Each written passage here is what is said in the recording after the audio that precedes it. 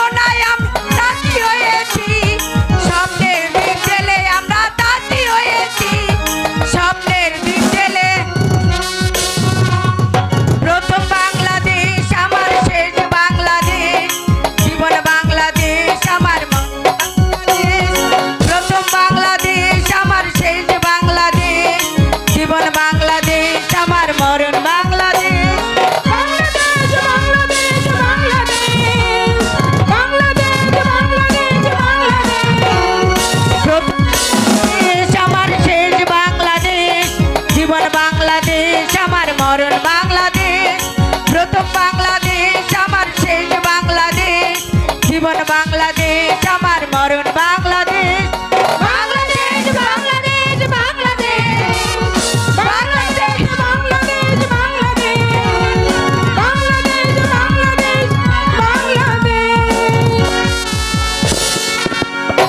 বাবা মোহন, আর যে আমি চলতে পারছি না বাবা। আমার দিন বুঝি ফুরিয়ে আসছে বাবা। মা, মা গো, তুমি অমন করছো কেন মা? বলো তোমার কি হয়েছে? বাবা, আমার মনে হয় আমি বোধহয় আর বাঁচবো না। না মা, না বাবা, আমি যদি কাউকে পেতাম, আমি এই পৃথিবী থেকে বিদায় নেবার আগে আমি তার হাতেই তোকে তুলে দিতাম বাবা। কেন মাগো অমন করছো রাস্তারি মা যারে গো রাস্তারি মা যারে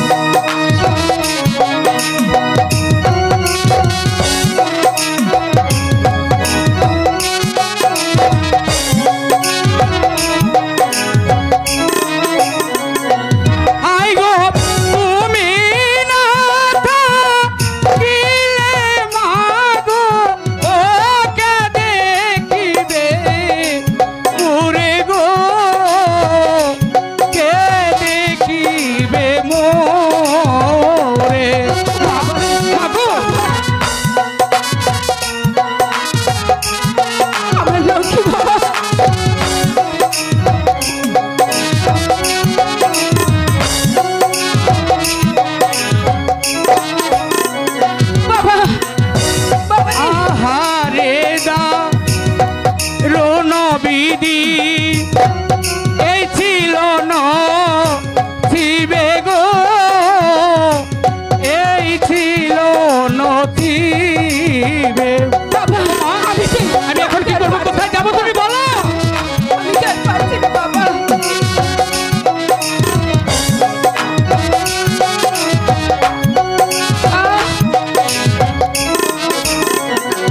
আই গো তুমি না থাকিলে মাগো ওকে দেখিবে মোরে গো,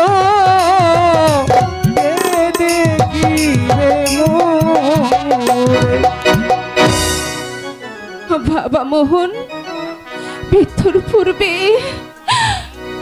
এমন কি কোনো দরদি নাই?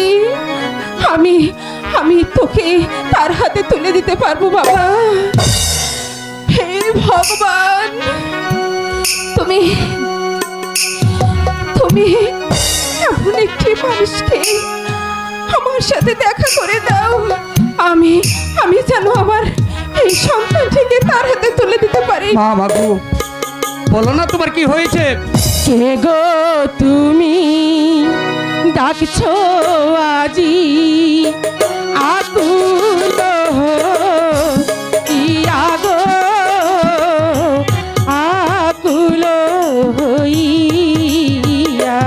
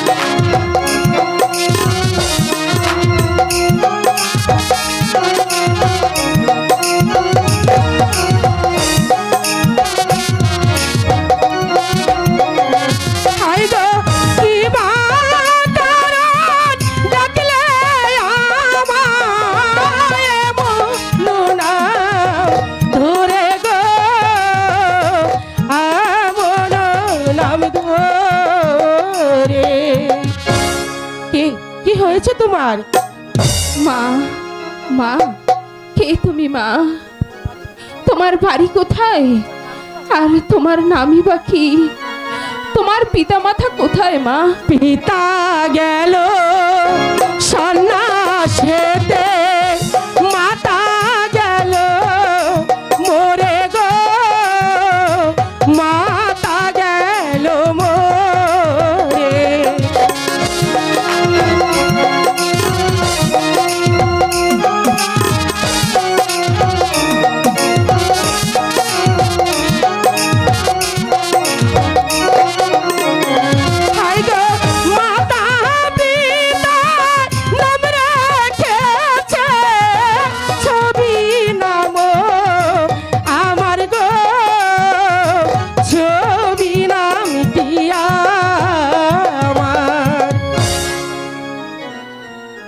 ছবি, এসো মা, তুমি আমার কাছে এসো। মা ছবি, এই পৃথিবীতে আমি ছাড়া আমার আমার ছেলের আর কেউ নেই মা। আজ থেকে আমার আমার এই ছেলেকে আমি আমি তোমার হাতে তুলে দিলাম মা। তুমি তুমি আমার ছেলেকে দেখে শুনে রেখো, কথা দাও মা। ওকে ওকে তুমি কখনো কষ্ট দেবে না মা। আমি তোমাকে কথা দিলাম মা, আমি ওকে কোনোদিন কষ্ট দেব না। আমার ছোট ভাইয়ের মতো ওকে সারা জীবন আগলিয়ে রাখবো। ব্রাহ্মণ, আমাকে আমাকে একটু জল এনে দিতে বাবা। জল? হ্যাঁ বাবা। তাহলে তুমি অপেক্ষা করো, আমি তোমার জন্য জল নিয়ে আসছি। শোনো মোহন, তুমি কোথা থেকে জল আনবে? তুমি মায়ের কাছে বসো, আমি জল নিয়ে আসছি। বসো, আমি এক্ষুনি আসবো মা। বাবা মোহন, এবার এবার যে আমি মরেও শান্তি পাবো বাবা।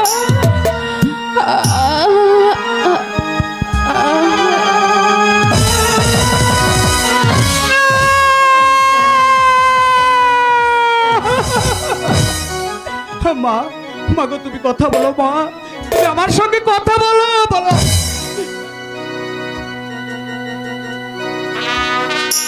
কি তুমি কথা বলবে না?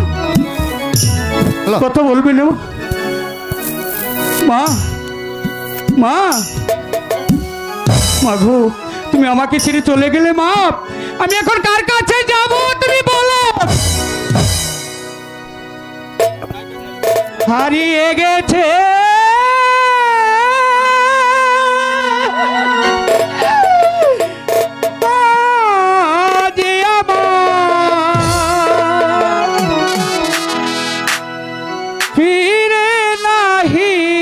পাবো তারে, ফিরে নাহি পাবো তারে। আগো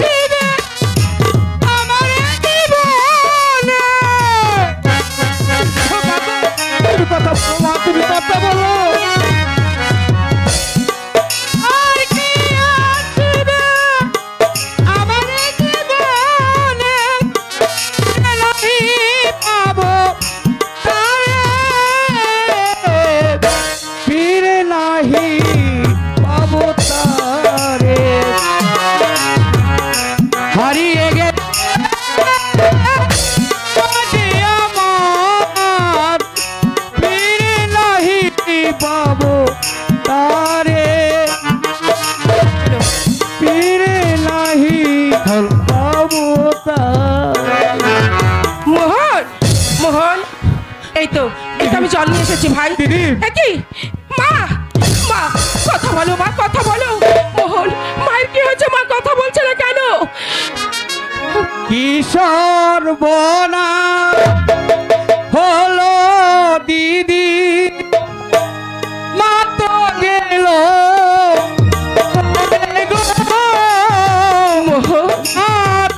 গেল মোহন।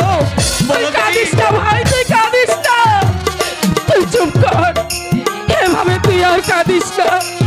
মা গো,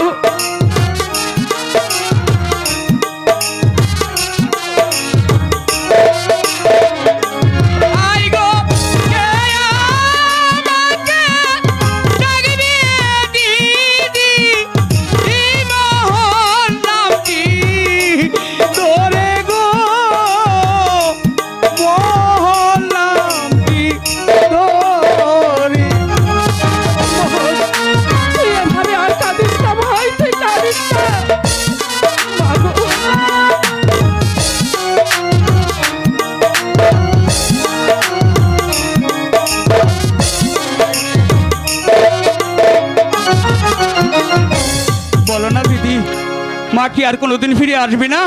ওরে মোহন, তুই এভাবে কেঁদে কেঁদে নিজেকে আর কষ্ট দিস না মোহন, আর কষ্ট দিস না।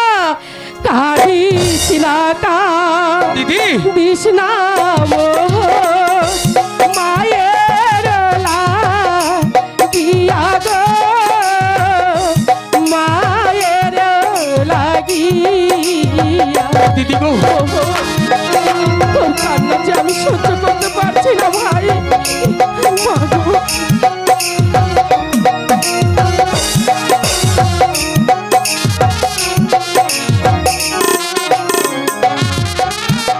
মাঝে কারো চিরদিনই থাকে না বাঁচিয়া গো, থাকে না বাঁচিয়া। কাঁদিস না ভাই, তুই আর কাঁদিস না।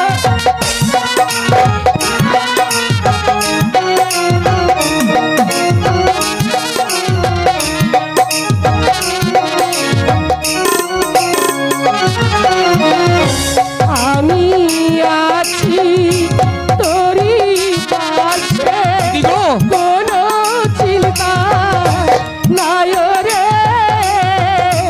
কোনো চিন্তা নাই।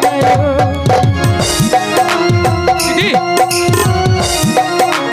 আর কাঁদিস না ভাই, আর কাঁদিস না।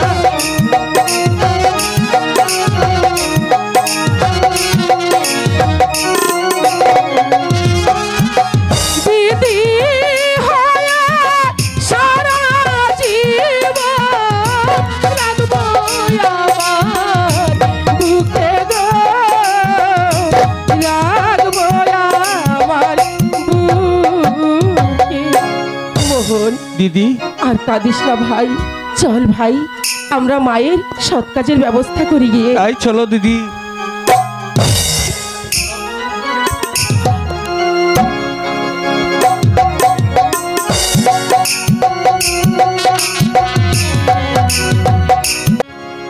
আমি কি আর চলতে পারছি না গো দিদি, ক্ষুধার জ্বালা আমি আর চলতে পারছি না। তুমি আমাকে কিছু খেতে দিবে? হরে মোহন, আমি তোকে খেতে দেবো কোথার থেকে? চল ওই নগরে গিয়ে দেখি আমরা কিছু ভিক্ষা পাই কিনা। হ্যাঁ দিদি, ভিক্ষাই যখন আমাদের পেশা তখন আর দিতে কিসে, চলো দিদি ওই গো ভিক্ষা দাও গো নগরবাসী, ভিক্ষা দাও মো দেখে।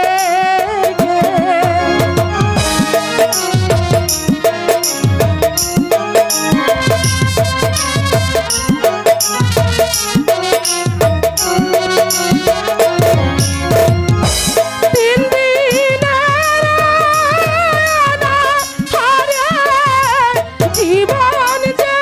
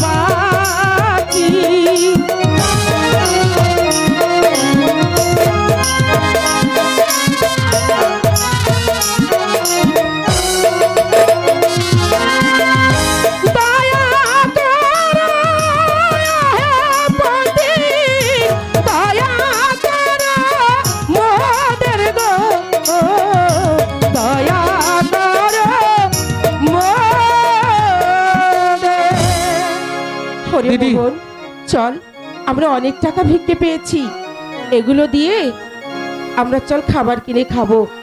এবার চল আমরা তাই চলো ওই দিদি। রাজবাড়িতে যাই, চল।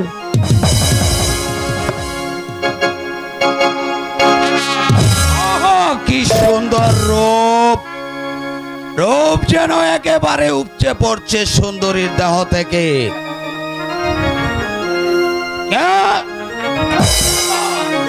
আমরা ভিখারিনী, নগরে নগরে ভিক্ষা করে বেড়াই, আমাদের বাড়িঘর কিছুই নেই। হবে হয়তো কোনো রাজনন্দিনী নগরে নগরে ভিক্ষে করে বেড়ায়। যাই হোক না কেন, তাকে করবো আমি আমার অঙ্গ সাহিনী। আচ্ছা, আমি যদি তোমাদেরকে আশ্রয় দেই তাহলে যাবে আমার সঙ্গে? কোথায় কোথায় যাবো আপনার সঙ্গে? আমার আশ্রমে। না আমরা যাব না। ও তাই নাকি? আমার নয়নে লেগেছে রূপের নেশা। যেভাবে হোক সুন্দরী ছবিকে আমার চাই চাই। আচ্ছা, আর তোমার নামটা জানতে পারি? আমার নাম ছবি। ছবি? আচ্ছা, সুন্দর নাম তো। চলো আমার সঙ্গে, তোমাদের মঙ্গল হবে। চাই না আপনার মঙ্গল, আপনি এখান থেকে চলে যান। কি এত অহংকার? তাহলে জানো আমি কে? পরিচয় না দিলে জানবো কি করে যে আপনি কে? আমি রাজ্যের প্রধান সেনাপতি। স্বেচ্ছায় যদি তুমি যেতে রাজি না হও তাহলে যে তোমাকে জোর করে ধরে নিয়ে যাবো। চলে এসো বলছি। না, আমি কিছুতেই যাব না, আপনি চলে যান বলছি। যাবে না?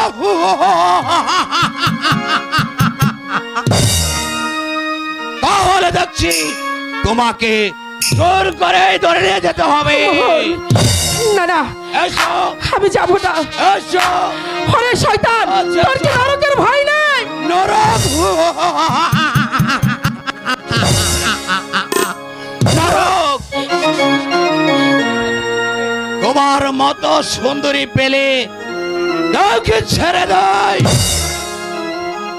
তোমার মতো সুন্দরী পেলে আমি যে নরকে যেত রাজি আছি। চলে এসো, এসো বলছি। না না, আমি যাব না, এসো, আমি যাব না। এসো। ছেড়ে দাও, ছেড়ে দাও আমাকে। বাঁচাও! ওরে মোহন, তোমাকে রক্ষা করতে আসবে না সুন্দরী। ওরে মোহন দিদি, এবার আমরা কি করবো? এই শয়তান যে আমাদেরকে কিছুতেই ছাড়বে না। দোহাই লাগে, তুমি চলে যাও, তুমি চলে যাও। চলে যাও বাবু। আর ছেড়ে দাও গো সেনাপতি, ছেড়ে দেও ধীরে।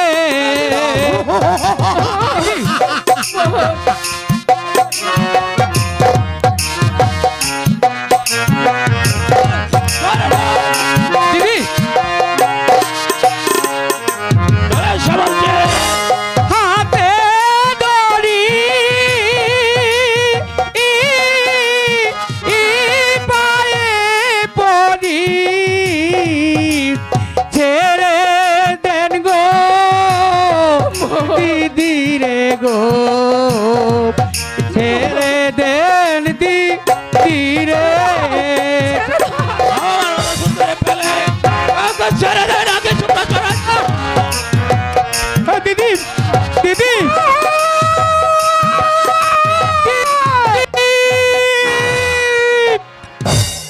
দিদি, হে ভগবান, এখন আমি কি করব? না না না, আমি ধর্মরাজের কাছে বিচার চাবো, দেখি তিনি আমার কি বিচার করেন। সুন্দরী, আমাকে ছেড়ে দাও।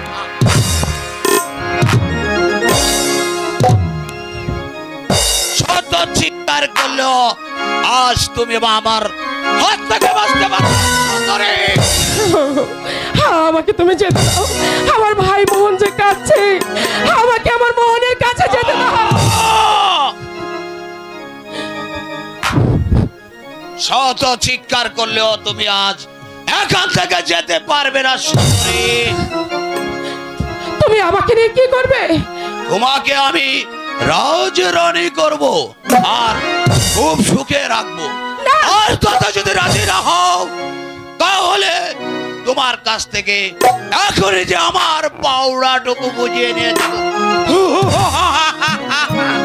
হাই গো দোহাই লাগে ওহে সোনা, যেতে দাও আমারে। আমাকে যেতে দাও, আমি কি করবো? হাতে ধরি দয়া করি, দয়া করো মোরে গো, দয়া করো মোরে।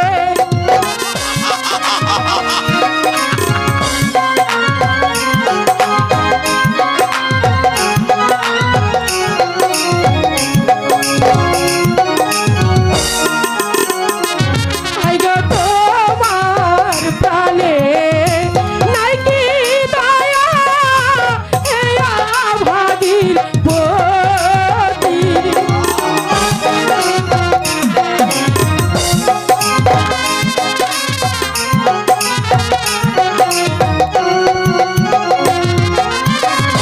কলঙ্কারি আমার পিয়ানোটা তুমি গো, পিয়ানোটা তুমি। আমাকে তুমি যেতে দাও। হায় রামচরণ, আজ্ঞা হুজুর। আজ আমি নতুন শিকার ধরে এনেছি, এখনই সুরা নিয়ে আয়। তাই দেখি তাই নাকি? আচ্ছা আচ্ছা ঠিক আছে। আচ্ছা মাল এনেছেন দেখি। আজ তাহলে মাত্রাটা বেশি করে দিতে হবে। হ্যাঁ তাই কর। আমাকে দয়া করুন, আমাকে দয়া করে আপনি যেতে দিন। যেতে দিব। আমার মোহন যে আমার জন্য কাঁদছে, আমাকে আমার মোহনের কাছে। ঠিক আছে, এ নিয়ে এসেছি হুজুর, একেবারে সাচ্চা মাল। কি এনেছিস? মাল এনে সাচ্চা মাল এনেছি। তাহলে এখনই জটপট করে এক গ্লাস ঢেলে দে। চটপট করে, চটপট করে তাড়াতাড়ি এই এক্ষুনি দিচ্ছি হুজুর।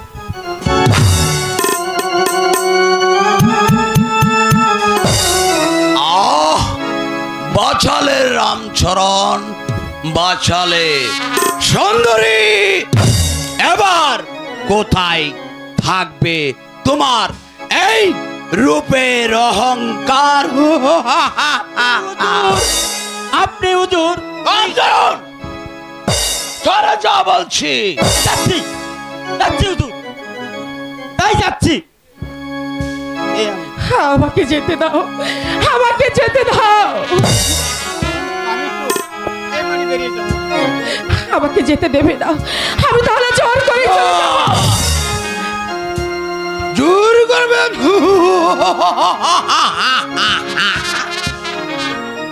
তাহলে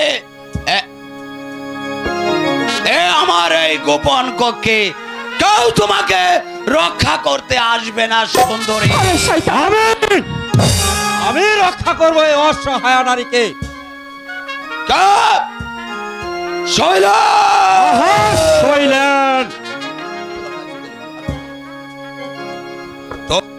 তুমি আমার এই গোপন কক্ষে প্রবেশ করেছ কোন অধিকারে?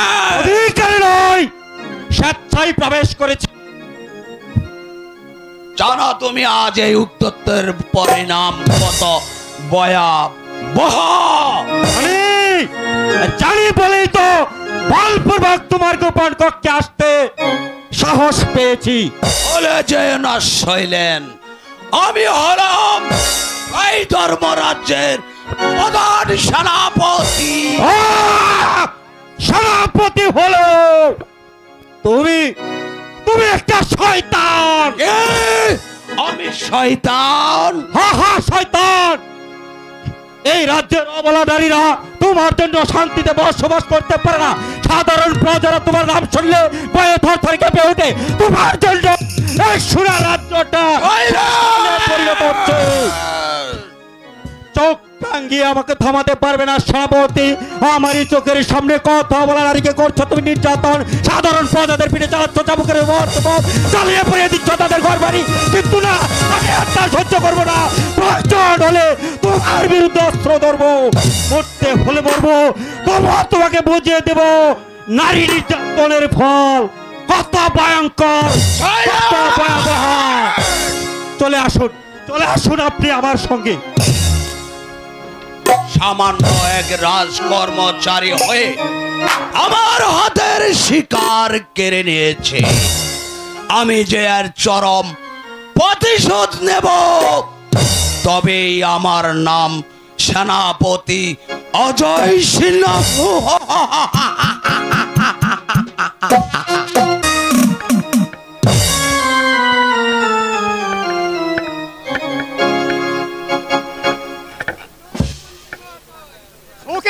আপনার প্রজাগণ মহারাজ, কৌশলে আছে তো আমার 1,00,000 কোটি প্রজাগণ। মহারাজ, ধর্মপুরের প্রজাগণ গালাতে বাধ্য হচ্ছে মহারাজ। আর আপনার শত্রুগণ আপনার গুণ কীর্তন করছে।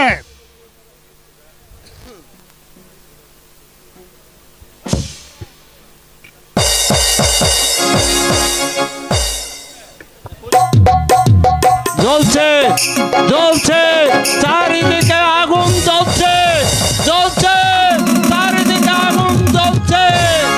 কোথায় আমাদের মহারাজা? আমি রাজার নিকট বিচার চাইব। তুমি কিসের বিচার চাও? মহারাজ, আমার নাম যুগেন নারায়ণ। বলো কি তোমার অভিযোগ? আমি আপনার সামান্য একজন প্রজা।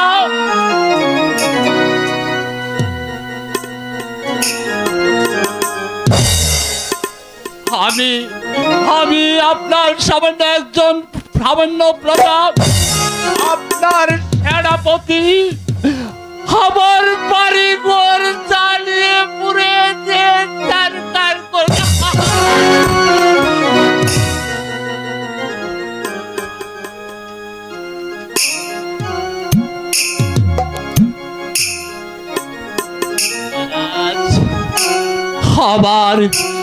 আমার স্ত্রী গিয়েছিল পাতা দিতে।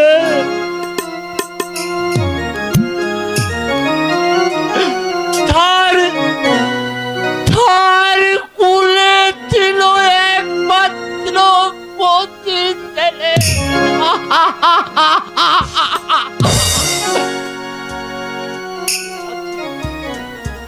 লাথি পেরে সেনাপতি লাথি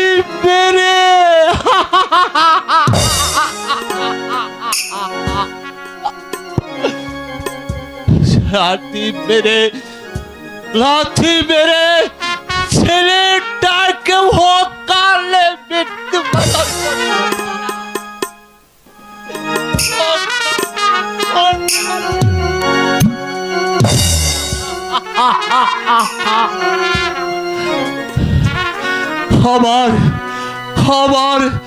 আমার স্ত্রী গিয়েছিল তাকে ছিনিয়ে আনতে।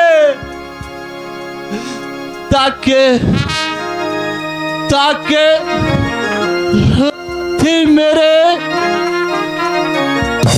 লাথি মেরে তাকে হত্যা করছে।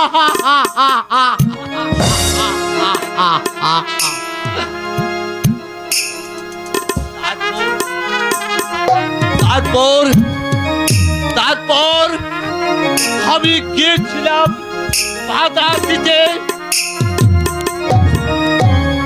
তারপর এর বিচার করুন মহারাজ, এর বিচার করুন। আর আর আমার পিঠে পড়ছে চাবুকের মোহর।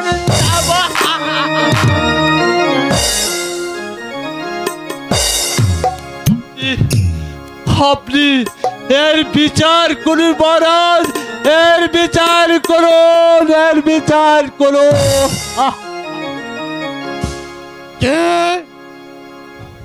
এত বড় স্পর্ধা ওই সেনাপতির? সেনাপতি বলে আমি তাকে ক্ষমা করব না। পরে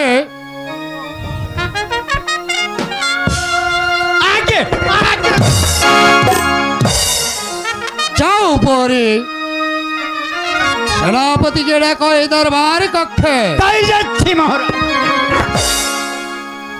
মন্ত্রী মহাশয়, আমার রাজ্যে এত অত্যাচার চলার সত্ত্বেও আপনি বলেছেন সুখে আছে আমার লক্ষ কোটি প্রজাগণ। এসব আমি জানতাম না মহারাজ। আমাকে কেন স্মরণ করেছেন মহারাজ? তুমি নাকি যুগনের বাড়িঘর পুড়িয়ে দিয়েছ, আর তোমার এই পদ আঘাতে নাকি তার একমাত্র কচি ছেলের হয়েছে না মহারাজ, এই যে আমি কিছুই বুঝতে পারলাম না। তাহলে তুমি কি বলতেছ যুগেন যা বলেছে তা সম্পূর্ণ মিথ্যে? হ্যাঁ মহারাজ, এই যে সম্পূর্ণ মিথ্যে।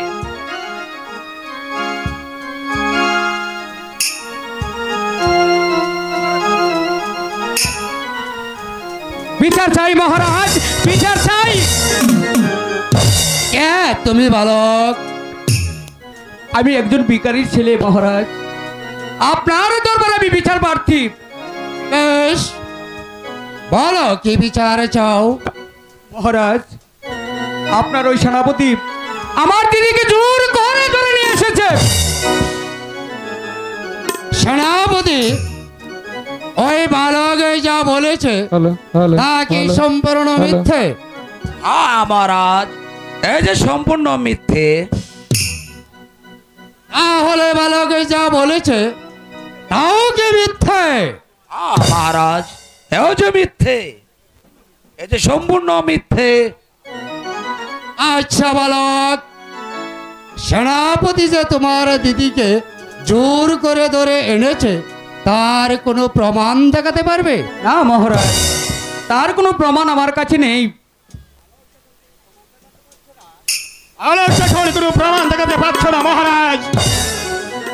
তাহলে সম্পূর্ণ মৃত্যু হতে পারে। তাও তো বটে, প্রমাণ যেখানে নেই। প্রমাণ আছে মহারাজ। কে শুনলেন? হ্যাঁ মহারাজ, দিদি আমি বালকের বোনকে এই শয়তান লম্পট সেনাপতির গোপন কক্ষ হতে দাঁড় করে এনেছি।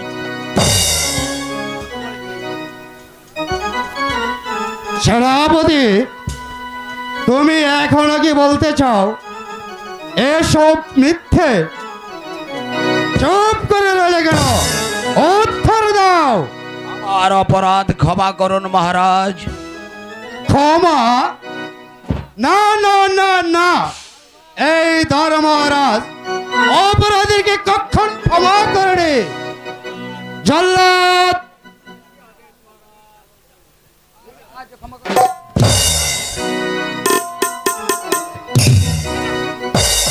হ্যালো, আমি শুয়েছিলাম বিশ্রামে, হঠাৎ ডাক পড়েছে রাজদরবারে। জানি না কোন ভাইয়ের বুক খালি করতে হবে, জানি না কোন মনের শিকাশুদি মুছে দিতে হবে, জানি না কোন ভাইয়ের গর্দান নিতে হবে। আদেশ করুন, আদেশ করুন, আদেশ করুন মালিক। যাও মহারাজ। পাপী সেনাপতিকে শির উচ্ছেদ করে তার রক্তাক্ত শিরে আমাকে উপহার দেবে। ঠিক আছে মালিক, আমি আপনার হুকুমের গোলাম, আপনার হুকুম তামিল করাই আমার কর্তব্য। মহারাজ, আপনি কার প্রাণদণ্ডের আদেশ দিচ্ছেন মহারাজ? সেনাপতি অজয়, ক্ষমা করে দিন মহারাজ, ওকে ক্ষমা করে দিন। ও যে আপনার বংশধর। অনেইবা আমার বংশধর? না না না না, আমি কারো কথা শুনবো না। আজ ক্ষমা করবে সেনাপতিকে, কাল করবে মন্ত্রী। নিয়ে যাও জল্লাদ। চলে শুন সেনাপতি। যাবার পূর্বে আমার শেষ প্রণাম গ্রহণ করুন মহারাজ। আমার চিরদিন যেন থাকে আপনার ওই সুবিচার। যুগেন, পেয়েছ তোমার পুত্র হত্যার সুবিচার? হ্যাঁ মহারাজ, আমি আপনার বিচারে খুশি হয়ে ভগবানের আপনি যেন চিরদিন চালিয়ে যেতে পারেন এই সুবিচার। আপনার মতো মহারাজা পেয়ে আমাদের মতো প্রজারা সুখ শান্তিতে বসবাস করছে মহারাজ, সুখ শান্তিতে বসবাস করছে। মন্ত্রী মহাশয়, মহারাজ, হ্যাঁ?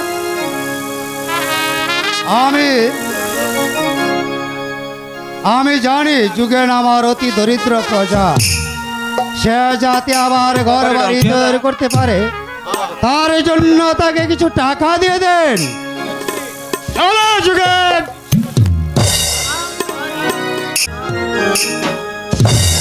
কি নাম তোমার বালক? মহারাজ, আমার নাম মোহন। তোমরা কি আপন ভাই বোন? না মহারাজ, মোহন আমার পথে পাওয়া ভাই। বেশ, তোমাদেরকে দেখে আমি খুব খুশি হলাম। আজ হইতে তুমি আমার ছেলে আর তুমি পিতা। পিতা। আর শৈলেন, মহারাজ, আজ হইতে তুমি আমার প্রধান সেনাপতি। মহারাজ, আমি একজন সামান্য রাজ কর্মচারী, আমার দ্বারা কি সম্ভব হবে এই সৈন্য পরিচালনা করা?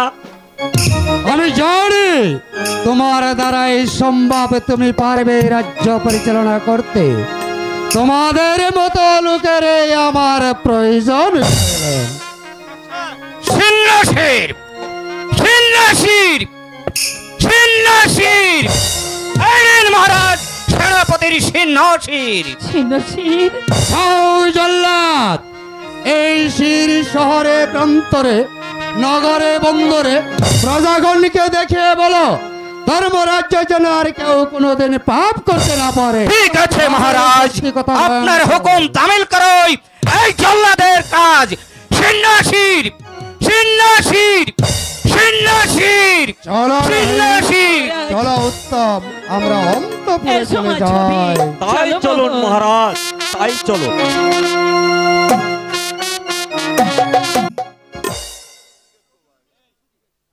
মনে বড় আশা ছিল আমি রাজা হই, কিন্তু মনে হচ্ছে ভাগ্য আমার শুক্র শূন্য নয়। যদিও আমি রাজার জ্যেষ্ঠ পুত্র, তবু আমি পালিত। দেখি নতুন সেনাপতিকে ছলে বলে কলে কৌশলে যেভাবে হোক তাকে বাধ্য করতে পারি কিনা।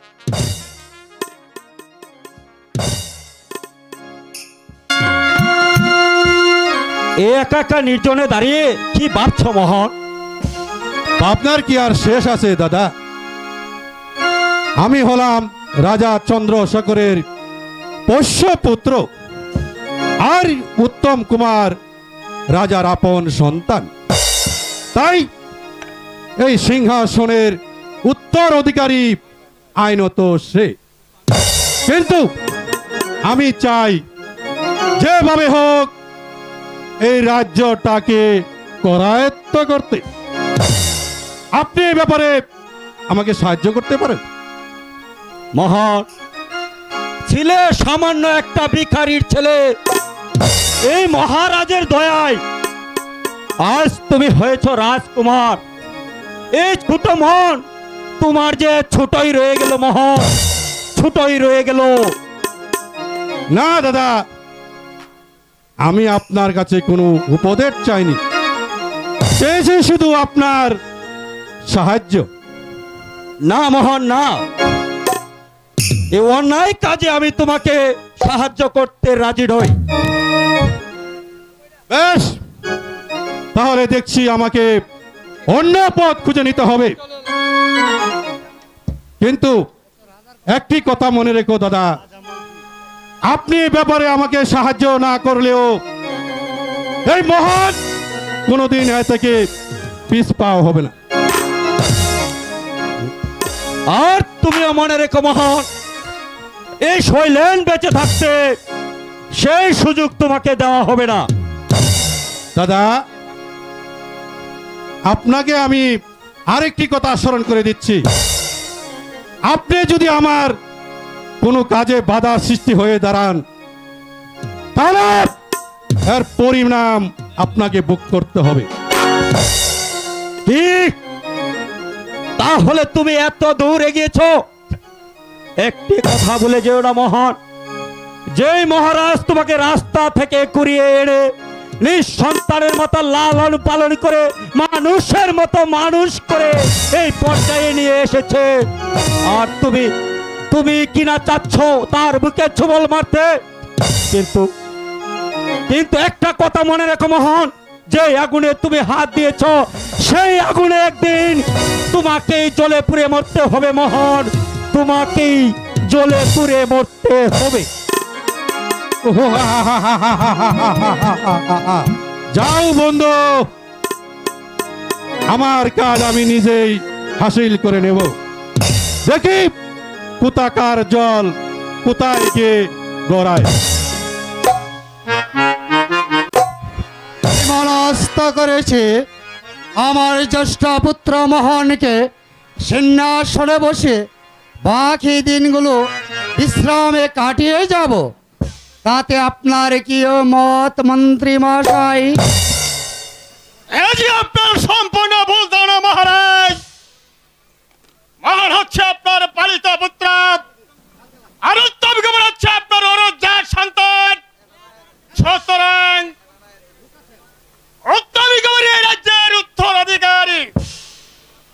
শুনুন মন্ত্রী মহাশয়, মোহন যদিও আমার পোষ্যপুত্র, তবু তো সে জ্যেষ্ঠ। সুতরাং আমি সিংহাসনে তাকেই বসাবো। তার আগে আমাকে একটি কথা বলতে দিন মহারাজ।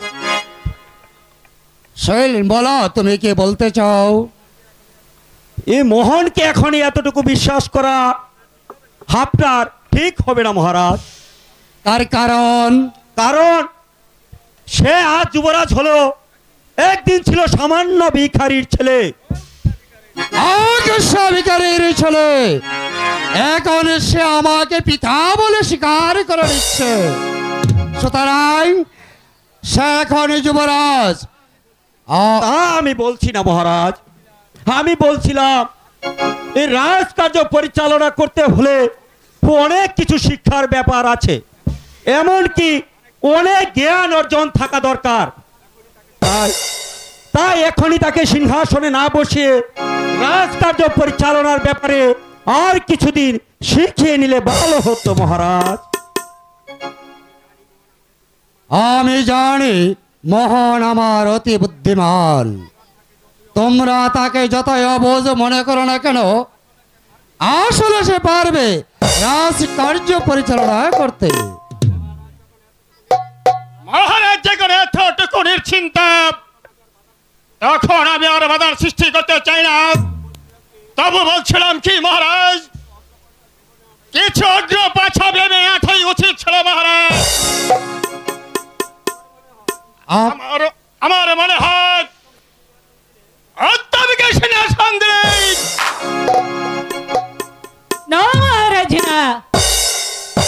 উত্তম সিংহাসন চাই না, আপনি আপনার জ্যেষ্ঠ পুত্র মোহনকে সিংহাসনে বসিয়ে দিন। তুমি কি বলো উত্তম? পিতা, আমি সিংহাসন চাই না, আপনি বরং দাদাকে সিংহাসনটা দিয়ে দিন। হ্যাঁ, ঠিক বলেছে। দেখলে তো আমার উত্তম কুমারের বুদ্ধি কত ভালো। হ্যালো হ্যালো পিতা, আমি আড়ালে দাঁড়িয়ে সব শুনেছি। আপনি সিংহাসনটা না হয় উত্তমকেই দিয়ে দিন। আমি যে আপনার পোষ্য পুত্র। আমার পোষ্য পুত্র, তবু তো তুমি এখন জ্যেষ্ঠ। বস পুত্র এই সিংহাসন। এখনই পিতা। হ্যাঁ, এখনই শুভ কাজে যত তাড়াতাড়ি সমাধান করা যায়। ও না রাজা, রাজ্য দিও না, ও দিও নদী, ও না রাজ্য দিও না।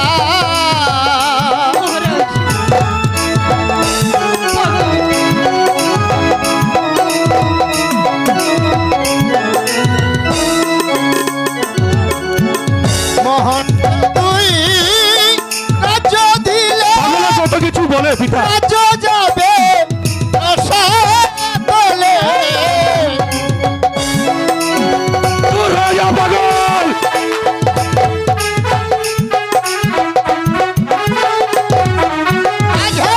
মোহনকে তুই রাজ্য দিলে রাজ্য যাবে তলে, ও দিও নদী, ও না রাজা, পাগলে কত কিছু না বলে বাবা। রাজ্য দিও না।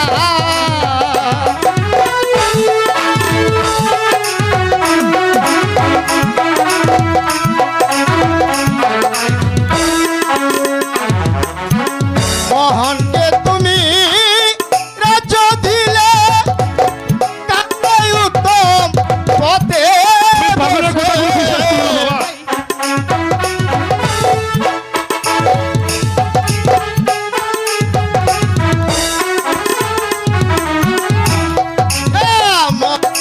তুই রাজ্য দিলে কাকাই উত্তম রাস্তায় বসে না ভাই, পাগলে কত কিছু না বলে ভাই। ও না রাজা, রাজ্য দিও না, ও দিও নদী, ও না রাজা, রাজ্য দিও না। দেখুন মহারাজ, পিতা পাগলে কত কিছু বলে, এ ধরতে নেই পিতা। হ্যাঁ মহারাজ, পাগলে তো জানাই তাই বলে। বেশ, বস পুত্র সিংহাসনে ধারণ করো মুকুট। তাই বলি কি এখনই?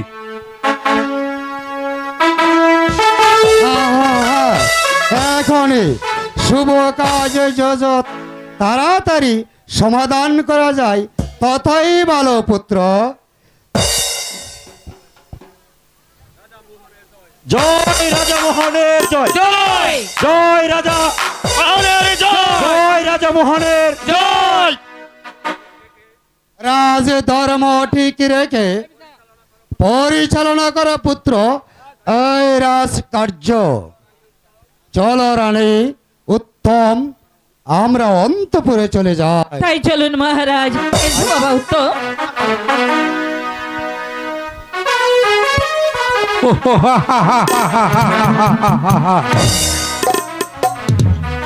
আমি এখন এই ধর্ম রাজ্যের রাজা। সমস্ত ক্ষমতা এখন আমার হাতের এই মুঠোয়। আমি ইচ্ছে করলে রাজা চন্দ্রশেখরকে হাসাতে পারি, আবার কাঁদাতেও পারি।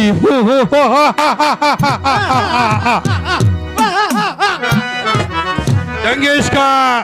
আজ্ঞা মহারাজ, আমি বলছিলাম কি জানেননি, আমি বলতে চাচ্ছেন কি আপনি তো সবে মাত্র রাজা হলেছেন, তাই তো সেই উপলক্ষে মানে কি বলবি খুলে বল। মানে বলছিলাম কি জানিনি, আপনি যখন রাজা হয়েছেন তাই সেই উপলক্ষে সুরা আর বাইজি নিয়ে একটা আনন্দ ধরা চেঙ্গিস খা, তুই ঠিক সময় ঠিক কথা বলেছিস। যা সুরা আর বাইজি নিয়ে আয়, যা। হ্যাঁ মন্ত্রী মহাশয়, আপনার সাথে আমার বিশেষ জরুরি আলাপ আছে। আদেশ করুন মহারাজ। আমি ভেবে দেখলাম উত্তম কুমার সাবালক প্রাপ্ত হয়ে যদি আমার কাছে এই সিংহাসন দাবি করে আমাকে অবশ্যই ফিরিয়ে দিতে হবে, কিন্তু সিংহাসন হারাতে আমি মোটেও রাজি নই। আমি মনস্থ করেছি উত্তম কুমারকে করব আমি হত্যা, আর এই বৃদ্ধ রাজাকে করব আমি বন্দী। এই ব্যাপারে আপনি আমাকে সাহায্য করতে পারেন? কিন্তু এত বড় একটা অন্যায় কাজ অনেকে ঠিক হবে মহারাজ।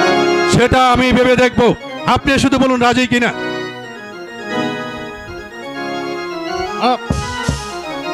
মহারাজ কাজ করতে আমি মোটেই রাজি নয়। এর কারণ আপনি আসলে একটা বিশ্বাসঘাতক বেনক। মন্ত্রী মহাশয়, আমাকে ক্ষমা করুন মহারাজ, আমি পারবো না আমার মহানের রাজ্যে সর্বনাশ। মন্ত্রী মহাশয়, আমার সাথে আপনি হাত মিলান, এর বিনিময় কি রয়েছে আপনি জানেন। এই কাজ যদি আমি হাসিল করতে পারি তাহলে এই রাজ্যের অর্ধেক মালিক হবে না আপনি, তাই বলছি ভেবে দেখুন। অর্ধেক রাজ্য আমার, আমি হব সেই অর্ধ রাজ্যের মালিক। কি ভাবছেন মন্ত্রী মহাশয়, উত্তর দিন। সত্যি সত্যি বলছেন মহারাজ? হ্যাঁ মন্ত্রী মহাশয়, আমি আপনার গাছে প্রতিজ্ঞা করছি, সত্যি সত্যি সত্যি। বলুন রাজি? হ্যাঁ মহারাজ, আমি আপনার প্রস্তাবের এখন আমাকে কি করতে হবে আপনি আমাকে বলে দেন। মন্ত্রী মহাশয়, আপনি এখন যান, আজ রাত আপনি সাক্ষাৎ করবেন আমার গোপন কক্ষে। এই হবে মহারাজ।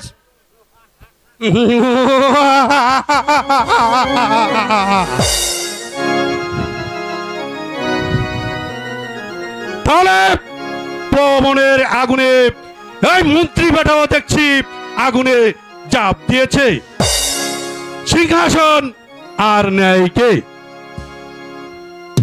কে কে কে এই সুন্দরী রূপের মোহর নিয়ে এদিকে ছুটে আসছে।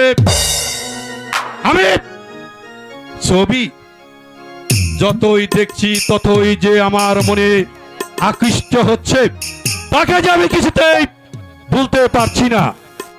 দেখি আমি ছবির রূপে পাগল হয়ে গেছি, তার সাক্ষাৎ আমাকে পেতে হবে। আচ্ছা দেখা যাক কোথাকার জল কোথায় গিয়ে গড়ায়।